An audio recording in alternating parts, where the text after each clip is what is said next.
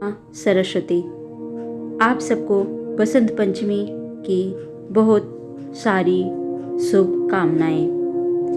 माँ सरस्वती का यह मंत्र बसंत पंचमी के दिन जो भक्त श्रद्धा से सुनता है या पढ़ता है, उसकी बुद्धि, उसका विवेक बहुत जल्दी बढ़ता है।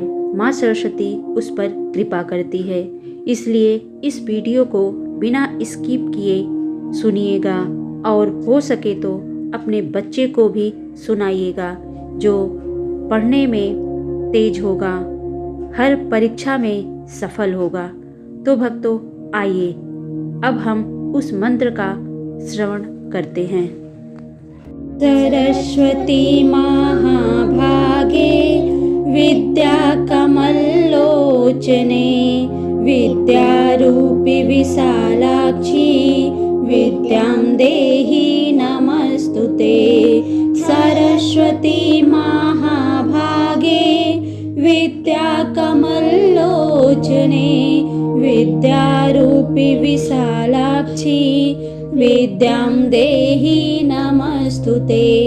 सरस्वती महाभागे विद्या कमलोचने विद्यारूपी विशालाक्षी विद्यां देहि नमस्तुते। सरस्वती महाभागे विद्या कमलोचने विद्यारूपी विशालाक्षी विद्यां देहि नमस्तुते। सरस्वती महाभागे विद्या कमलोचने विद्यारूपी विशालाक्षी विद्यां देहि नमस्तुते। सरस्वती महाभागे विद्या कमलोचने विद्यारूपी विशालाक्षी विद्यां देहि नमस्तुते। सरस्वती महाभागे विद्या कमलोचने विद्यारूपी विशालाक्षी विद्यां देहि नमस्तुते। सरस्वती महाभागे विद्या कमलोचने विद्यारूपी विशालाक्षी विद्यां देहि नमस्तुते।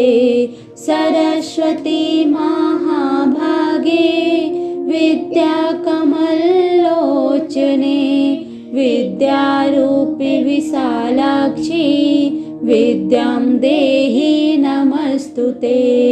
सरस्वती महाभागे विद्या कमलोचने विद्यारूपी विशालाक्षी विद्यां देहि नमस्तुते। सरस्वती महाभागे विद्या कमलोचने विद्यारूपी विशालाक्षी विद्यां देहि नमस्तुते। सरस्वती महाभागे विद्या कमलोचने विद्यारूपी विशालाक्षी विद्यां देहि नमस्तुते। सरस्वती महाभागे विद्या कमलोचने विद्यारूपी विशालाक्षी विद्यां देहि नमस्तुते। सरस्वती महाभागे विद्या कमलोचने विद्यारूपी विशालाक्षी विद्यां देहि नमस्तुते। सरस्वती महाभागे विद्या कमलोचने विद्यारूपी विशालाक्षी विद्यां देहि नमस्तुते। सरस्वती महाभागे विद्या कमलोचने विद्यारूपी विशालाक्षी विद्यां देहि नमस्तुते।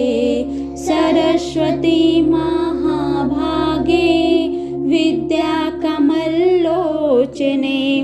विद्यारूपि विशालाक्षी विद्यां देहि नमस्तुते।